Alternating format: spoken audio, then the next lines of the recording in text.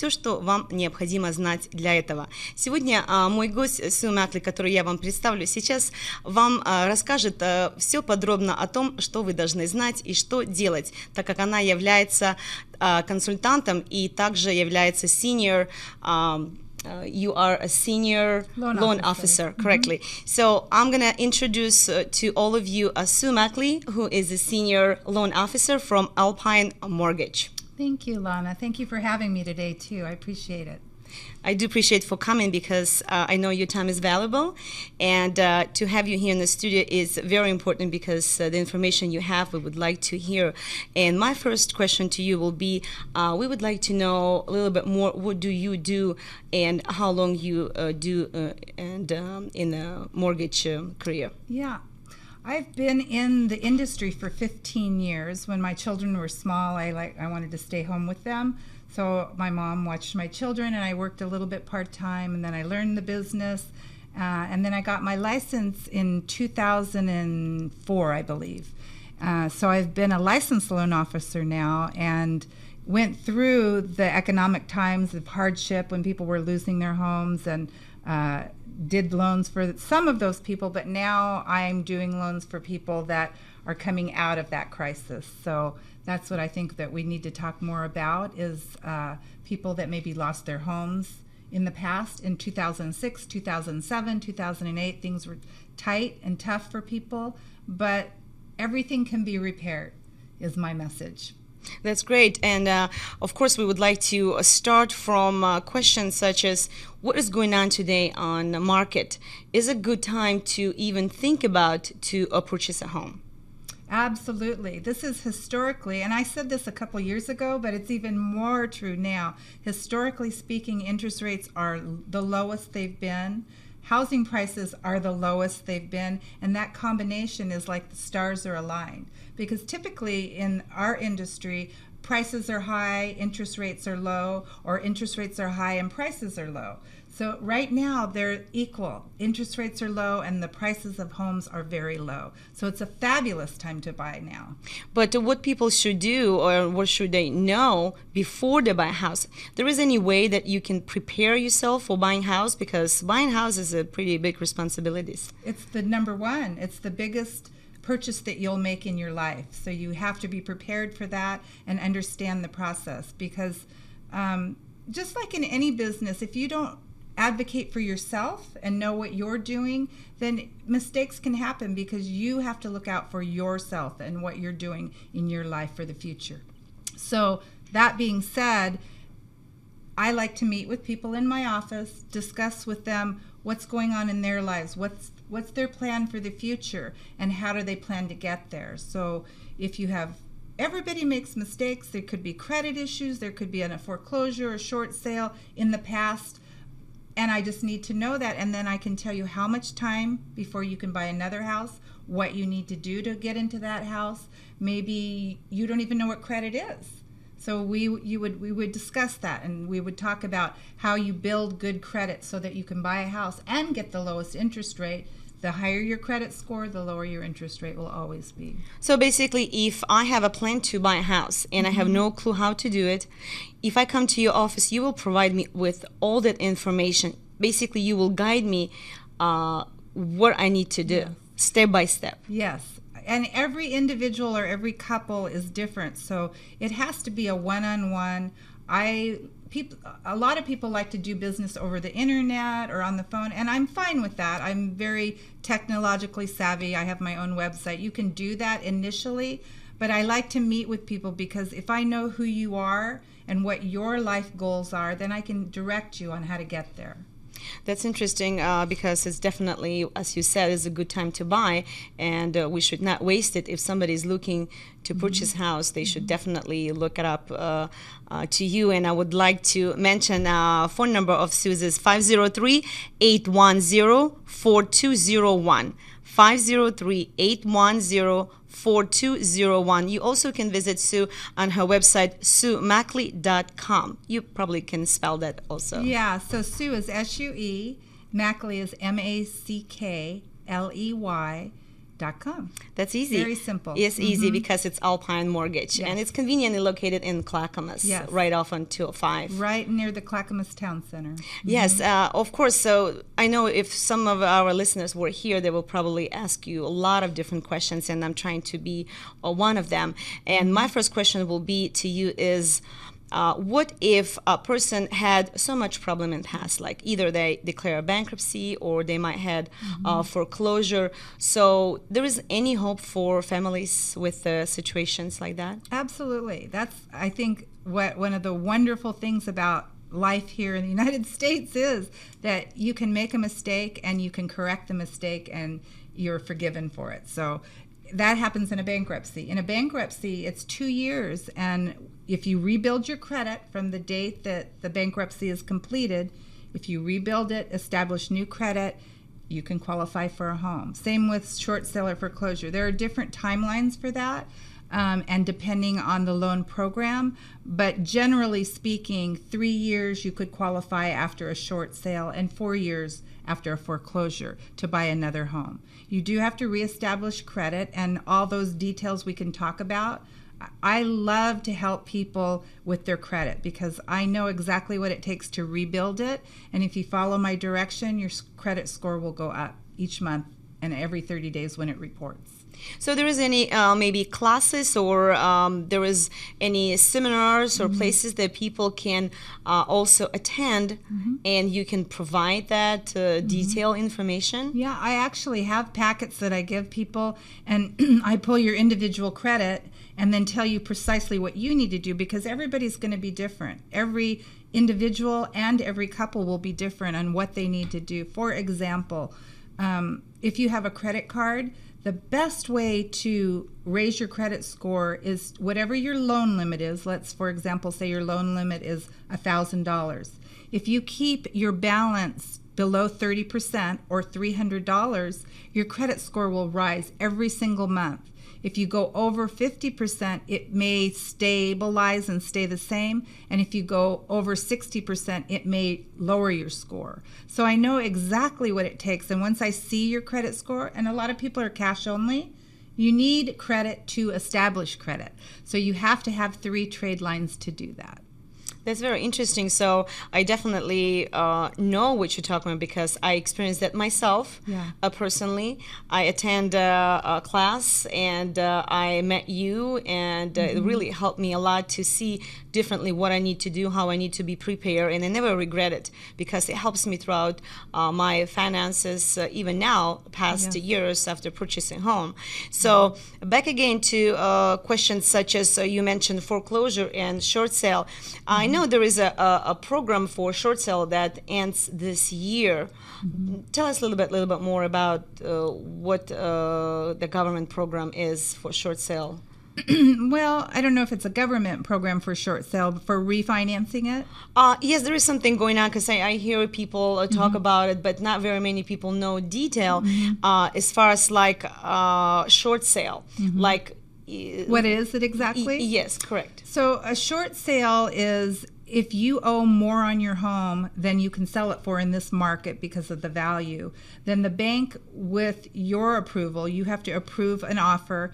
Then the bank has to approve taking less money than you owe them, and that's a short sale. So the bank is saying, yes, we will take less money than you owe us for this house, and we will not come after you for the difference or the deficit. They're signing off that they agree to take less, so then that releases you of that financial responsibility. And in a short sale, it does affect your credit negatively, but as I said, everything with time can be repaired. So with a short sale, 3 years typically, if you rebuild your credit, you can buy another home. So if they come up in the situation they've been forced financially to use a short sale, it's still hope for them. And very similar situation with the foreclosure. What's the foreclosure? How the foreclosure is different from short sale? Well, foreclosure is different, and I can't speak as an attorney. You would have to speak to an attorney, but generally speaking, in a foreclosure, you're not willing. The bank is actually taking possession of that home. And it is possible that if they don't sell the home for as much as you owe, that you could be responsible. So you'd have to have a really great real estate agent and have to have spoken to an attorney to find out what your liabilities might be. It's always better to do a short sale than a foreclosure, because the bank is agreeing with you and they're not holding you liable. In a foreclosure, someone's coming. Sometimes they can change the lock on you. You might have went out to buy groceries and they'll change the lock. You can't get back into the house. So it's always better to be proactive and work out any issues that you have. And if people wanted to call or come in and they're running into those problems, don't hide from it. Just face it up front. There's always a way to fix it. Always. Sooner is better, correctly? Sooner is better. That's right, Lana. Yeah. So once again, whoever is just maybe tuned up and listens or watching us, we have a guest in our studio in Slavic family in our program. It's Sue Macli, which is senior loan officer with Alpine Mortgage. And if you have any problems with maybe a foreclosure in past or bankruptcy or short sale, or you planning to maybe deal with any of those issues, then you can definitely talk to Sue, but not just for the problem. You also can talk to Sue if you looking for purchasing home. And that's kind of more happier note, because this is for people who haven't had home maybe yet, or they are just looking for different house and they are just about to sell their old house. So what should those people know, what's going on there, how you can help them to prepare? So those are kind of two different things. I come across this a lot. If you're preparing to sell your house and buy another home, you definitely want to call me before you do that, because let's say you sell your home and you don't qualify for the next home. You need to make sure that you're qualified before you sell your home. And people make that mistake. People have definitely made that mistake and sold and then don't qualify. The mortgage industry and the lending world is much different than it was in the past. In the past, you could get a loan, no problem, just fogging a mirror, basically. You could get a loan. Now you have to actually qualify. So that's number one. You should always call me before you sell your house. Number two, if you're a first-time home buyer and you don't own, right now the rental prices are skyrocketing because of all the foreclosures and the short sales. Those are good people that maybe just ran into hard times. Somebody lost a job in the family, they couldn't make their payment, so they can't qualify to buy a house, and they are now in the rental pool. So rental properties, the rents are going up so high that you probably can buy a house if you can qualify for less than you can pay rent now. That's what I'm finding over and over. You'd be surprised how much rents are. And the landlords are raising them because there's doctors, attorneys, nurses, all kinds of people that are good people, but they can't buy a house, so they have to rent. Yeah, because everybody can face financial problems. Yes, absolutely. So it doesn't mean that you did something wrong and you're doing this on purpose. There's things happen in life, definitely. So for the first time home buying, it's a different experience than somebody buying home second time or a third time. So let's move on to somebody who never had a house before and who wants to buy a house, like probably planning to buy. Yeah. What will be your advice for a couple like that? So I would definitely say come in. Let's talk about what you can do to get there, which is credit, savings. Savings is very important because without getting into too much detail about numbers, if you put 20% down on a house, there's no mortgage insurance. Not everybody can do that, nor should anybody wait to do that. We don't know what the interest rates are going to be in the future, but that's the best case scenario. If you have 20% down and good credit, that's going to be the best pricing and payment on your home. Like I said, not everybody can do that. So minimum down could be 3.5% or 5%. And so you have to know, what are you looking for? What neighborhood? What are the taxes? What are the insurance? What's my payment going to be? And what do I qualify for? So the first step is to come in, find out what you can qualify for now. And if that's not what you want, how you get to where you want to be. That's what I would say. That's very interesting, and I really like that planning idea, because planning ahead, that really helps to save money. And then you have to, before you buy a house, you have to be emotionally ready that you will be living in a house, because it's going to be different expenses. Yeah. And you will show to people what they will need to pay. And people might not pay for those utility bills before, but now they have to pay for that, and that's extra expenses. So you open up that full picture. Yes, so that it makes sense, so that you can plan for your future.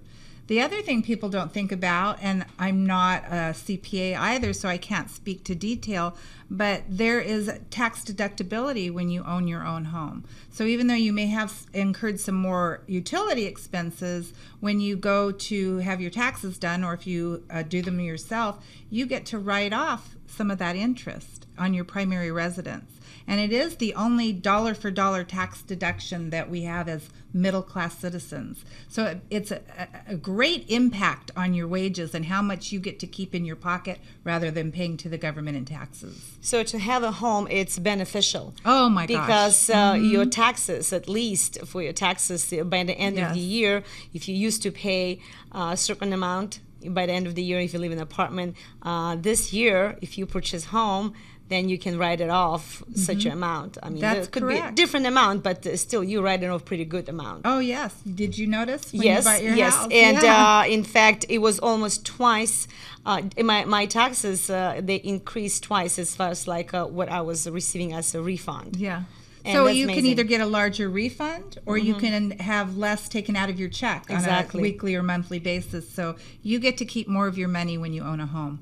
You're not paying someone else's mortgage and their future. You're investing in your future. Yeah, that's very important because there is numbers. It's a game numbers, of course. If you live certain amount of years and you're paying for rent month to month, then you can pay a couple $100,000 in 20 years average. Yes. And that amount interest. of yes, that's amount of the money that you can pay off your own home. So the next question is this. I see this very interesting flyer you have here about the common repair and inspection items.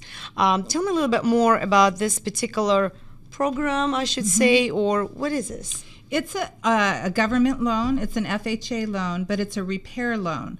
So it allows you to remodel up to $35,000 in repairs.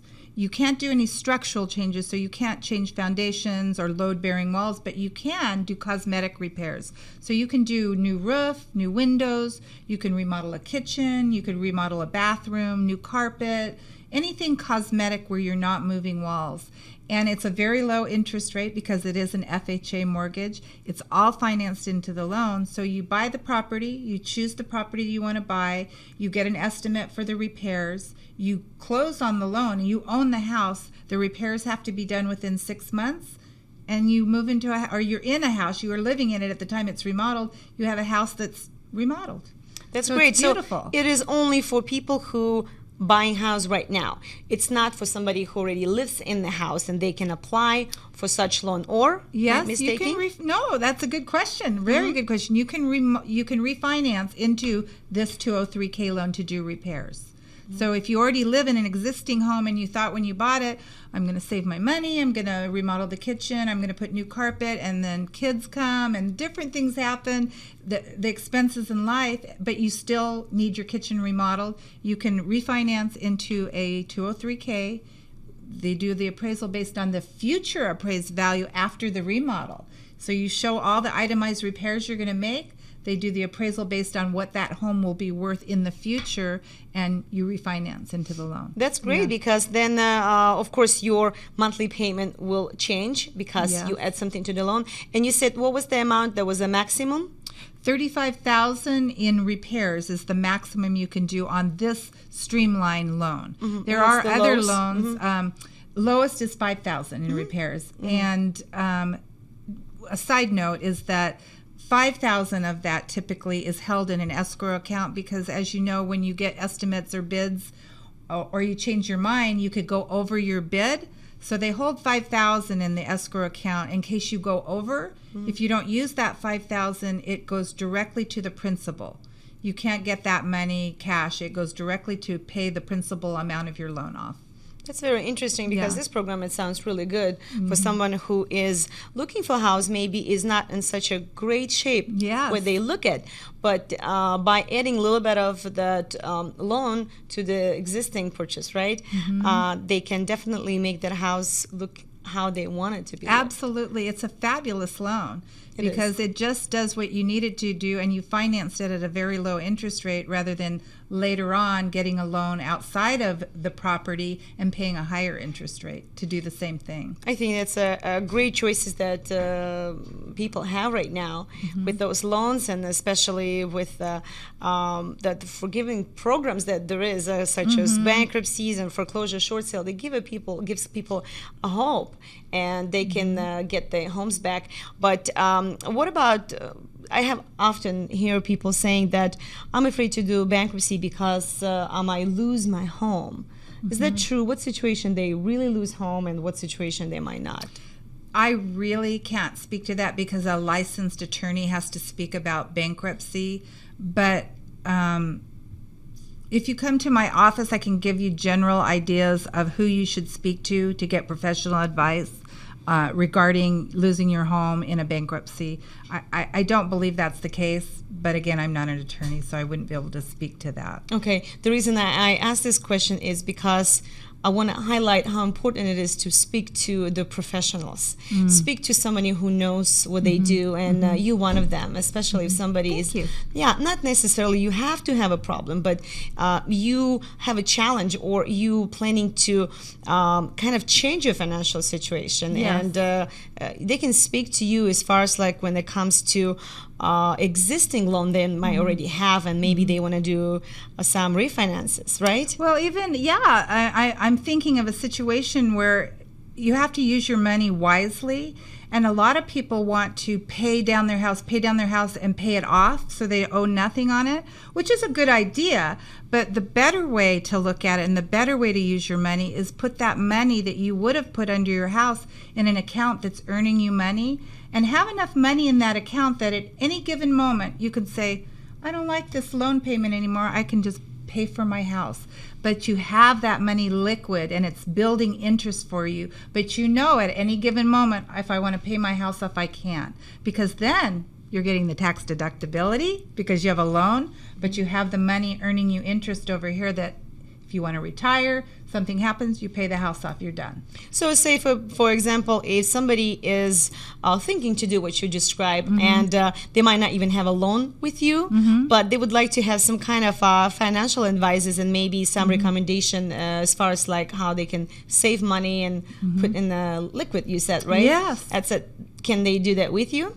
They can get some general advice from me, but if they really want to talk to an investment banker or someone that can show them how to invest their money in different stocks and bonds, then I would refer them to another professional. Because I like what you said about working with a professional. A lot of people think that I can figure it out, I'm a smart person, and you are generally, but when you pay in a professional to be the expert at what they do, you will save tenfold what you thought you were not paying. Does that make sense? Definitely. After visiting seminars, as far as like how to build your credit, not necessarily build when it was completely destroyed, even to build from nothing, you can tell it different. And you thought before seminar you knew something, and then after you attend you go like, wow, I didn't know anything about it at all. And I'm glad I visit because it definitely helps to see money differently, money itself. Money is emotional for most people, and so they want to hang on and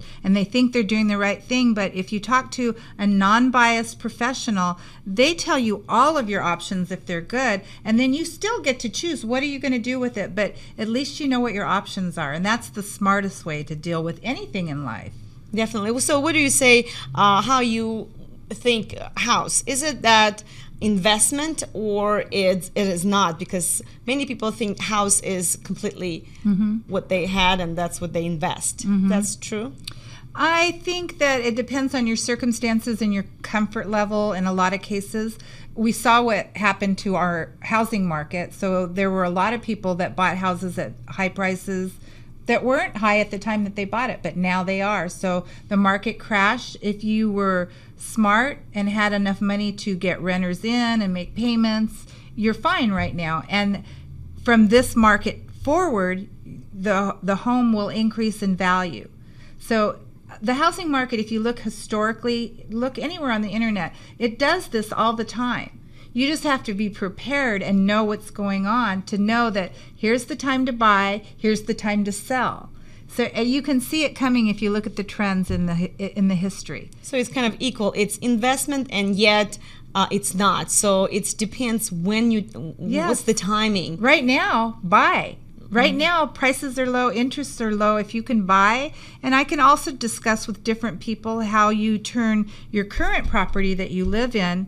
You can turn that into a rental, buy another property, and just think that if, let's say 30 years ago you had bought a property and you owned it outright. You paid for it, you owned it outright, or a renter paid for it and you own it outright. Either way, if you had 10 of those in 30 years, that's your retirement. That's your kids' retirement. So that's the way to do it, is continue to buy properties and turn them into rentals. And if those rentals can cash flow, if you can get renters in there and they're paying your mortgage for the next 30 years, that's your retirement. That's your savings. Yeah, because money can continuously grow. It does. In that point, because the market value changes. That's right. In that point. And now it can only go up. I do believe we have hit the bottom and now it's climbing up. Yeah, but just it cannot stay in that level there is right now. So that makes sense. It has to either go up or down. It can't just stay. You're absolutely right, Lana. That's a good observation. Definitely. I want to remind you again, you are watching our program, which is our Rights and Responsibilities. That's the name of our program. And of course, we have a wonderful guest, Sue Mackley from Alpine Mortgage. She is a senior loan officer. And we're discussing here today about what should we know about mortgage and how to prepare ourselves to buy a home. And that's very important subject, because I know we are, in our culture, we like to own homes because that's how we live all our lives before we came to United States. So it's very emotional to be attached to the house we live. Yes. And a lot of families, I'm not saying a lot, but the people that I met, they struggle and they don't know what to do. Some of they having questions such as they have two different loans. And they hear different stories, like maybe friend, maybe a relative being qualified for some good program, or the bank were negotiating and made some settlements. So what would you say to people who have two different loans and they in situation they don't know what to do and how to save their money? Because this is very interesting situation people fall in. You're right. There are less alternatives if you have a first and second mortgage, but there is a government program if you're owned by Fannie Mae or Freddie Mac, and I can tell that by the credit report. You can refinance the first mortgage and lower the payment dramatically, because the interest rate, if you're in the 6s or even the 5s, the interest rate right now is below 4. Generally speaking. So you could lower your payment on the first mortgage, and the second mortgage, we term that subordinate. They can subordinate that second mortgage, which means the bank that has the second mortgage agrees to stay in second position. They may not change your rate or your terms, but they agree to take second position. Then that savings from your first mortgage, let's say you save $300, $400 a month by refinancing the first, you would take that savings and pay towards that second mortgage to pay it down more quickly. So that's one strategy to do that. If you have value in your mortgage, you could combine them. But that, again, is personal. I would have to look at the personal detail to tell you which way you should go. So the family has two loans and they're thinking about what should they do. They can definitely contact you, and you will give them advice based on information they will provide you. Correct. And do they need to involve attorneys later on in that situation at all? No, not on the subordination. That's all done through financing. We ask the second lien holder to sign documents to agree to take second lien again. And it seems, I also can show people the numbers exactly. If you're saving $400 a month and you put it towards that second mortgage, I can show you how long it will be before that's paid off. Because the more you pay towards that second and not pay the interest on the balance, the quicker it'll be paid off. The secret is in that it's no interest, correct? On the second one, no interest. There is interest, whatever they're paying, but if you're paying the principal down, the interest is being reduced every time you do that. Okay, that's what Yes, I would like yes. to confirm that. Yes. So be clear. Yeah, that's interesting because I hear that often from people because not every situation is equal. Yes. And that's the biggest mistake. Some people see a neighbor did it or a relative did it. Exactly, and Lana. they think they can do the exactly same thing. Or there's something available for you that your neighbor didn't get offered, depending on who they spoke to. So it's important to work with someone that does this full time for a living and they're the expert at it. If someone's a mortgage broker and they're part-time and they do something else, they're not giving everything to their expertise, and so they can't give you everything. So I would say don't listen to what your neighbors or your friends, whatever situation they're in, I guarantee you it's different than your situation. They're all individual situations. That's very important to know. I totally agree because it's how much time you spend, how professional you are, what you do. Because you can rely on a surgeon who is only a couple years part-time student.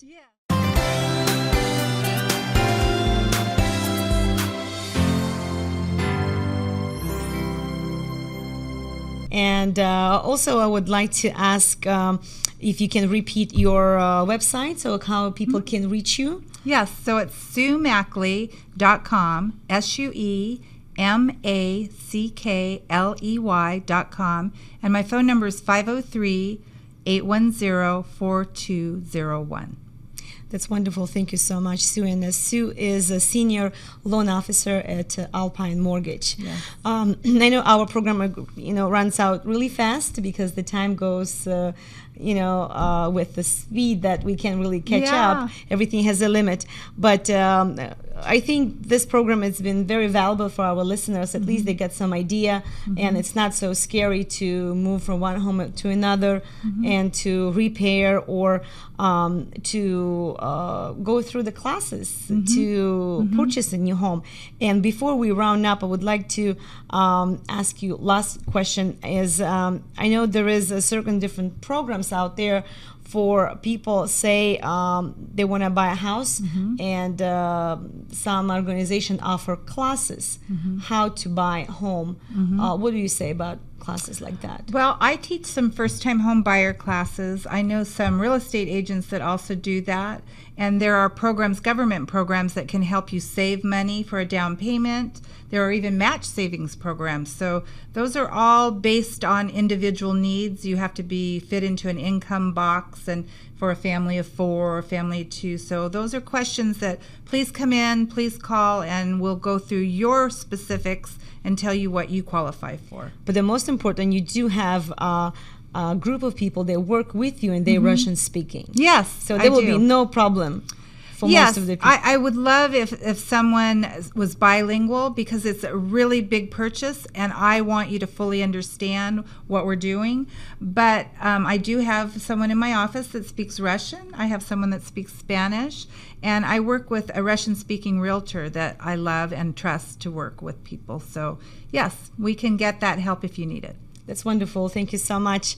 Sue Macli from Alpine Mortgage, and she is a senior loan officer. Please do call her if you're going to face any issues which is related to your home purchase. Дорогие телезрители, наше время подошло к концу. Мы прощаемся с вами и благодарим вас за ваше внимание. Это была программа «Права и обязанности», ее ведущая Светлана Павленко. Помните о ваших правах, но не забывайте о ваших обязанностях. До свидания.